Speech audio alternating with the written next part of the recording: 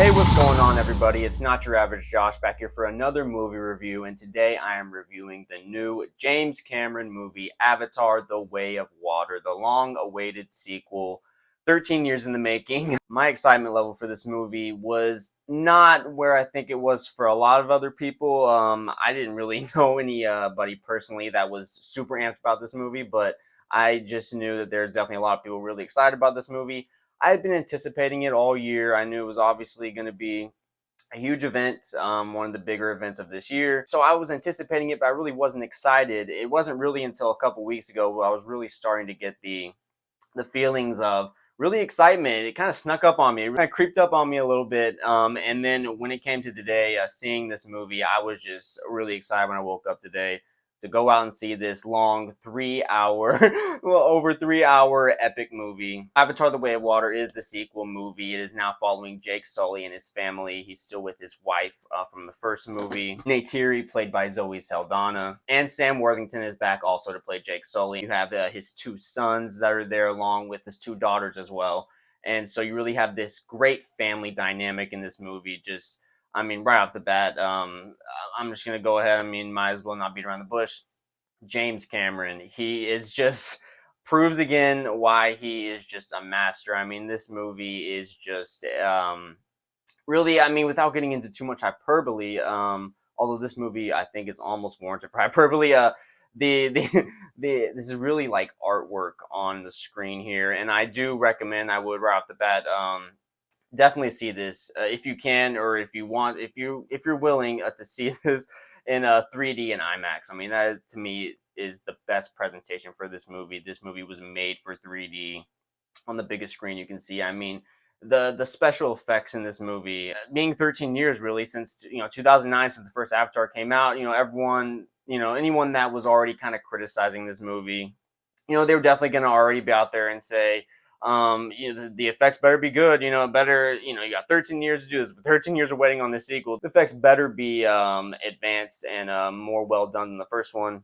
And I will definitely say, within the first, few minutes, this movie is definitively better than the first one in terms of the special effects, just the visuals. It's not exponentially better than the first one. I won't say it's like mind blowing. It's definitely better. You can tell just the sleekness, the pristineness. So much of the images, like the water, the landscape as a whole of the planet, the animals that you see, new animals that we're introduced to in this movie. It's all like so clear and, as I said, pristine and sleek, and just it all feels so tangible. It just makes this whole world feel so real. And you add all that in, and also a shout out to the cinematographer who was listed for this, Russell Carpenter, who also had worked on other movies like Titanic and Ant-Man, the first Ant-Man. He was listed as the main cinematographer, director of photography here, and I mean, he just great job, well done. I mean, there's nothing else to say. I mean, seeing this movie with the way they did the effects, you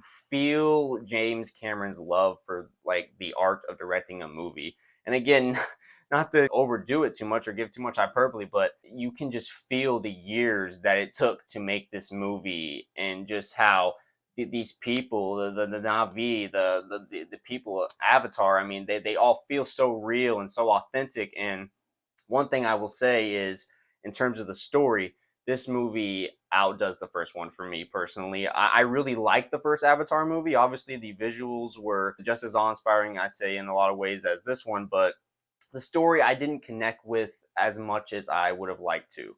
I really liked Jake Sully, and I really liked the world that was built here in Pandora, but I didn't feel the emotional pull that I wanted to.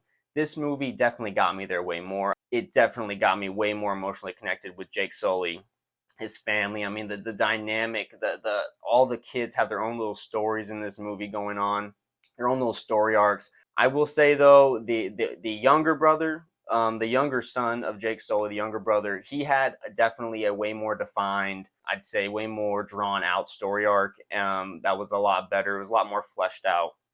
The older brother, not as much, even though he is an important part of the story. I felt like there could have been more done with him, what's going on with him emotionally. He's kind of just there a lot of times in this movie. And the daughters also had, I think, really good story arcs. One of them has has a little health problem throughout the movie, and you have one daughter that was Sigourney Weaver's daughter, and you never know. They still haven't explained, and I'm sure, you know, as I guess James Cameron has said, there's planning on to be 5 Avatar movies. Hopefully James, let's get it a little sooner than this last one, or else you're not gonna make it to 5. A little subplot mystery that is kind of woven in throughout this movie. And it was also a cool way to bring back Sigourney Weaver for a little bit in this movie. Obviously, you've seen the first one. Spoilers here, I guess. If you're watching this, her character dies in the first one, but you get kind of imagery of Sigourney Weaver. That's all I'll say. I won't spoil anything. You also have Stephen Lang in here. I'm not gonna say what his character is or what it really all involves, because it didn't really even really show much in the trailer in terms of his character. But he was obviously great in the first one, and there's a fresh take on him in this movie. That's all I'm going to say. Don't want to get too much into it, but he was really good in this movie, just as an antagonist. He's just so so believable, and you see a side of him in this movie where you have this kind of this, I don't want to say likability, but you feel, you kind of see the human side of him in this one, where I don't think you really saw in the first movie. He was just kind of a brute force, and obviously, like I said, you've seen the first one, he died in the first one, so not going to spoil anything, but they do something interesting, and really well done, actually, with this character. And also, you have a boy now playing his son that's in this movie, and that is really a major part of Stephen Lang as Colonel Quaritch. He has a son, and that is a part of the big storyline. I didn't remember that from the first one, so people um, maybe if you remember it out there, I didn't remember him having a son in the first one, but I guess he did, and he left a baby behind. And without getting into more spoilers, he has a son that was left there on Pandora, and now kind of growing up with the Na'vi in the forest, and kind of really being a little bit definitely reminiscent of a Tarzan type character, but he definitely has more of both sides than like Tarzan traditionally did, just being mostly ape, pretty much like 90% ape for the most part, except his like human skin. He had more of like a half, like he's like half human, half Navi, I would say in the end. Still obviously looking like human, but there's definitely a really good, I think, subplot, sub story arc with Stephen Lang's character, the Colonel, and his son, and their dynamic. And I won't, like I said, won't spoil anything, but I thought that was really well done. But again, this movie really, I think, delivered more than the first one for me, because the story was so much better in this one. I just really felt more connected with Jake Sully. And one thing I will commend the first one for is it did build this world. Without the first one, I would not have been able to be as connected to the family in this one, Jake Sully's family, as I was. And this movie really, it's following their family for the most part. You have a new tribe introduced that's where you kind of get the way of water in here. They go to a place where the people pretty much live with the water, like half in the water for a lot of their time at least. And I love the learning experience of not just Jake Sully and his wife, but the kids learning how to hunt in the water and live in the water and just be able to breathe better in the water. Like, it was really cool, all the experiences they gave you throughout this movie. And really, I mean, obviously, this movie is over 3 hours long. I was a little bit concerned going in, just because anytime you get 3+ hour movie, it better deliver, or I'm gonna start to feel antsy in the seat at the theater, but especially with 3D glasses on. But this movie, I think, honestly, again, this is just the first time watching. I've not seen it, but just one time. But I thought the pacing was so well done. Like, I did not get antsy. Did not, get a feeling of wanting to get up and leave. Like, okay, when is this movie going to be over? I never felt like I needed to check the time. This was just everything you're watching, whether it was the visuals or the story going on, it all just seamlessly flowed together. This may be the best 3D I've seen, and it's not just because it's so impactful. One thing, when I was growing up, Polar Express was one of the first memories I had as a kid of seeing 3D. As well as the 3D was. I remember it being so many moments in the movie Polar Express, where I just remember trying to grab the snow as a kid. And this movie, what I think it does that, what Polar Express did, and obviously what the first Avatar movie did, just as well. Like, the impact of the 3D, like the just the awe-inspiring, just when you see it, you can't help but just be mesmerized by the 3D. But it just feels seamless. Like, it doesn't feel gimmicky like it can in a lot of movies, and not that I expect to in this, but like I'd say about like once you're definitely like halfway through the movie, and guaranteed halfway through the movie, and this is like an hour 30, hour 45. But once you're like halfway through the movie, it's so seamless. The 3D, it's like it literally just seeps into your subconscious, where you're just like it's almost as if like this is how you always watch movies. It just feels so natural, and it flowed so well with the beautiful cinematography overall. Just I mean, I can't overstate how beautiful the colors are. They really just felt like you could just reach out and just touch the whole environment in every scene, every location in this movie. Another thing that this movie does really well that I think James Cameron, another thing he has a really a strong pulse on, a tight grip on, is knowing how to make a good blockbuster movie. And there's a lot about this movie that reminded me of Aliens. The way how good some people say that is their favorite action movie of all time. Not mine, but I still appreciate it. You really get a lot of similar feels and vibes of what Aliens did in terms of just being a fun action movie through a very for a good portion of this movie. There is a lot of action that takes place in this movie. There's even one badass moment where I literally screamed out loud in excitement, and there's even a guy in front of me that gave out a nice little clap, and I was not expecting it. It was just such a badass moment, and in that moment is when I was like, oh yeah, this is like a badass action movie while also being an epic story with beautiful, I mean, just beautiful landscape. It's just such a lush and look, I could just go on about the beauty of this movie all day. It's just that good, honestly. I'm not trying to overdo it, but I wasn't really that much of a fan of the first Avatar. But this movie, it really, I'm hooked on this world now. I will say that. Like when the next Avatar movie comes out, I'm gonna be that much more excited to see what else happens with these characters, this world. There's the dealings with loss in this movie. There's dealings of what does it mean to be family, loyalty. There's so many like just family is at the core of this movie, and then you add in other great side characters throughout that have just great a bunch just so many great scenes in this movie of dialogue. One of the things that is really a strong sign to me of a great director, one of the great directors of all time that James Cameron is how he can make a movie like this where I mean, there's really nothing in the story that is truly groundbreaking. There's nothing that you've never seen before or never heard before. You could look at everything in this movie, really, if you want to, besides the visuals, and compare it to some other movie you've seen before. But the fact of the matter is, James Cameron does it so well, and that's why there is cliches in life. If cliches are done well enough, then then you just have to praise it. And I think this movie is just one of those movies that comes around that is just undeniably great.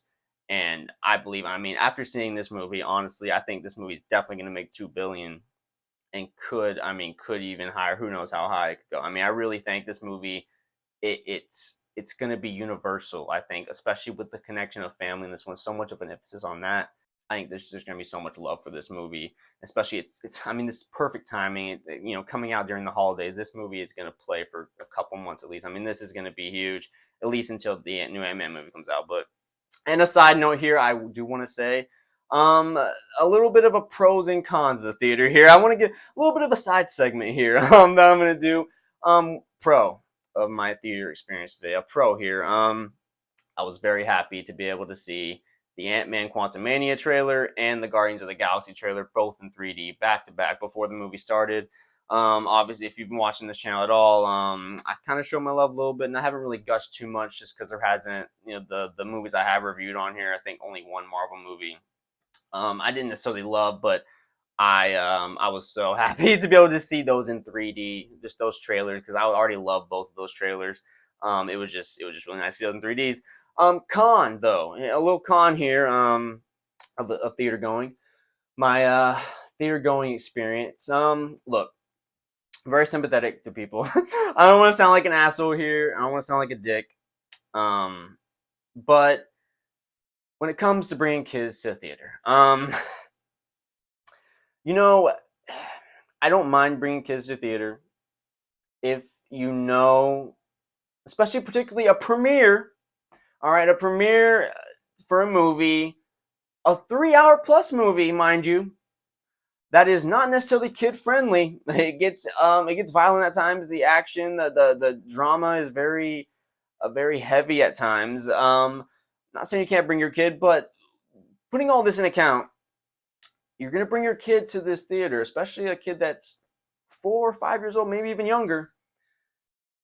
I would hope you have taken them to another movie and known that they're okay and can hopefully handle themselves.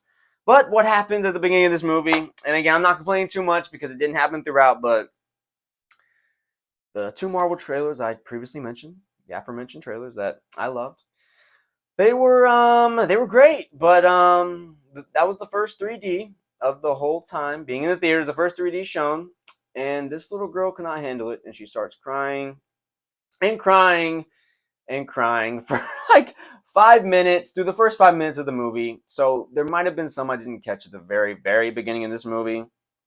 And I don't usually get pissed, or I don't ever say anything to anybody. But it started going on long enough where if it hadn't stopped, I was like, man, I don't want to be the one. I hope someone gets somebody because, or take your kid out at some point. Like, I don't know. That's just a little side note. I I feel bad because I'm not necessarily so hard on it like some people are, where they're like pissed if someone brings a kid to the theater. But in particular, when it comes to like these premieres and stuff, I get it. You want the kids to come have a great experience, but when they're so young, it comes to a point. I don't know. That's just my little mini rant on bringing kids to the movie theater. For Christ's sake, will you just shut your trap? Shut up! I get it. You know, people have kids, and sometimes it's hard to get sitters and stuff like that. And people have lives, and they want to go to the movies maybe their one time. I completely get it, but it can be frustrating when a guy like me, and yes, definitely very self-absorbed, really thought here, I guess, overall. That is just it. I just want to end on that. Look, I really enjoyed Avatar: The Way of Water. And I am most likely going to see this at least one more time in the theater, if not a couple more times before it leaves. I mean, I'm sure I have plenty of time because I know this movie is probably going to play for a very long while. So I'm going to have some staying power. This movie was everything a blockbuster should be, everything an action epic should be, visually stunning. I was filled with happiness watching this movie. So I really don't have many negatives right off the bat with this movie. I guess I would say some of the negatives I do have are a little bit story based in terms of just what happened, some decisions that characters made. I can get into that if I want to do a spoiler review. I'm not going to get too much into that, but that's really where the main negatives lie for me. I mean, over 3 hours long, there is going to probably be some character decisions that I may not agree with. But I don't think it was necessarily anything that ruined the story or the plot. It wasn't like dumb character decisions. It was just decisions I didn't agree with. So, but that's pretty much it. Honestly, this movie is great. Go check it out if you're not already going to check it out. If you didn't like the first one, honestly, I think going to see this, if you at least have seen the first one, go to see this movie and give it a chance because it is. I really liked it a lot better, and I liked the first one well enough, but this one I really love this movie. So I'm going to give Avatar: The Way of Water a 10 out of 10. I mean, that's all I can say about it. I can't do anything but gush over this movie. Sorry for anybody out there who's gonna say I'm a shill for Disney, but I love this movie. Keep going, James Cameron. Keep making movies, man. Original. Just keep going, man. But that is my thoughts on Avatar: The Way of Water. Be looking for more reviews soon. I'm a little bit backed up right now, but I had to come out with this review. I definitely, as soon as I saw this movie, I had to go ahead and get it out there. But there's a lot of movies I have seen in the past couple weeks that I still have not gotten the reviews out yet. But I will be getting that out over the holidays here. Plenty of movies to get to, and there's also going to be even more movies coming out this next week. Like, comment, and subscribe. Add me on Snapchat or follow me on TikTok where I will post a similar content to this, but for the most part, this content will live here on this YouTube channel, Not Your Average Josh. I appreciate anyone who is watching this right now. This is my passion. I just love doing this right now whenever I get a little free time. And yeah, so I'm just on the journey with this, but I appreciate anyone who is supporting this channel. Be looking for more videos soon, and I will talk to you guys later.